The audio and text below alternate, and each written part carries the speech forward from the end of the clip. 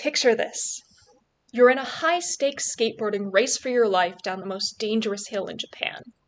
As you rocket downhill at frankly unreasonable speeds, the world falls away. There's only you and your incredibly flamboyant opponent. You are in the zone. That's what happens to Adam and Langa in the final episode of the skateboarding anime, Sk8 the Infinity. You've probably experienced a similar feeling, even if it wasn't in a skateboarding deathmatch. At least a few of you have gotten super focused on writing that fic, drawing that art, or playing that game. Psychologists have a word for what this is. It's when you're so into something that you're not really aware of anything else that's going on around you. We call it a flow state. Putting this in real technical terms, flow states, or being in the zone, is where your ability to do something is very well matched with what you're doing. For high-level skaters and adrenaline junkies like Adam, skating down the sidewalk's way too easy and boring. He's not going to get super into it. Can't be too difficult, though.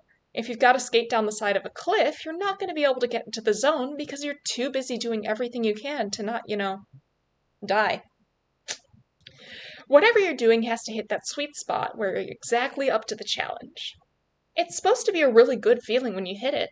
The guy who first wrote about it even used the word pleasure to describe it, so, make of that what you will. It's not supposed to be a super intense amount of enjoyment like Adam tends to show, but Sk8 does tend to crank things up to 11, so sure, why not?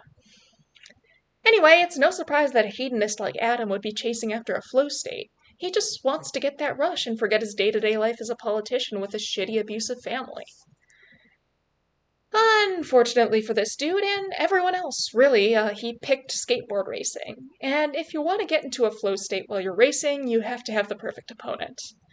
Can't be too slow or else you'll get bored, and it can't be too fast or you'll be too focused on how hard it is to get into the zone. The proverbial Adam to your Eve, if you will. Ew. It seems like no one at S really matches up until Langa comes along, except maybe Snake? Not that Snake actually participates in S until the tournament, and he never ends up actually racing against Adam, so it's hard to say.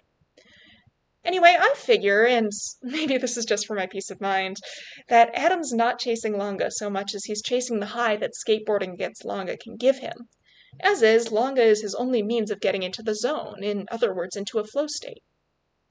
The thing is, because Langa's the only one who seems up to the challenge, Adam has to convince Langa to keep skating with him so he can keep getting that high.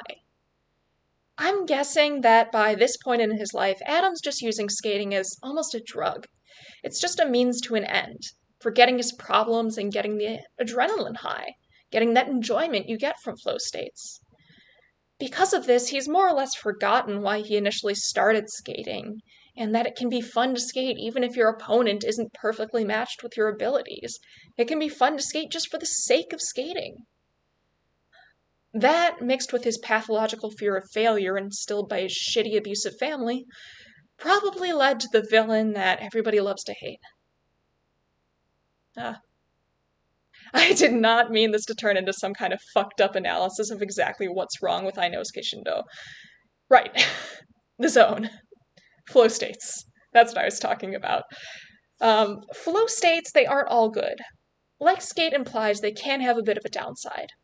See, flow states, or the zone, they're a really, really intense kind of focus where everything else falls by the wayside. Adam mentions forgetting everything, like the past and memories and desires. For Langa, this apparently extends to emotions. There are at least a few psychologists who have argued that we do stop experiencing emotions during a flow state, and they think that we only figure that it was enjoyable after the fact, once we're out of the flow state. Other psychologists more recently have argued against this, saying that those findings are more or less down to measurement error, so it's really hard to say. But it seems like, if you do enter a flow state, you probably won't end up all blank-eyed and emotionless like Langa did. Though, there are drawbacks. The thing about forgetting things and, losing track of time and generally losing awareness of anything but what you're doing is very, very characteristic of flow states and getting in the zone. It's pretty much part of the definition.